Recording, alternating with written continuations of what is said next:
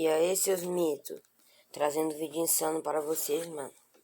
Vocês devem estar percebendo que eu tô desanimado. Mas é, tropinha.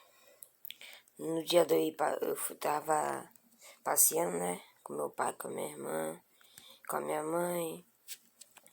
Aí tinha uma menina do meu lado, né? De cabelo louro, olho azul. Aí nós tava só olhando pra ela. Ela botou o pé lá no meu pé, encostou, né? Nós tava só olhando. Aí na hora dela descer, tropinha, desceu. Como eu moro aqui no Rio de Janeiro, eu desço na saída 7. Saída 7 é perto da linha amarela.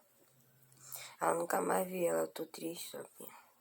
Isso aí foi na semana foi no domingo, tropinha, isso aí. Aí, tropinha, eu tô triste, mano. Vim só trazer esse vídeo aqui mesmo pra vocês explicando, ó. E botem meu código aqui do Kawaii que vai estar no primeiro link da descrição aí, ó.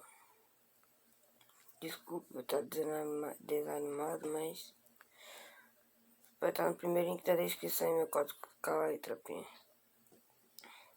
Eu já botei 12 reais só de crédito no Kawaii.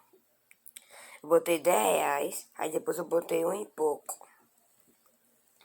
Queria só falar isso mesmo, desabafar pra vocês.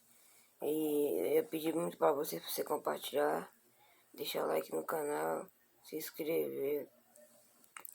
A meta desse vídeo é 2 likes, mano. E valeu.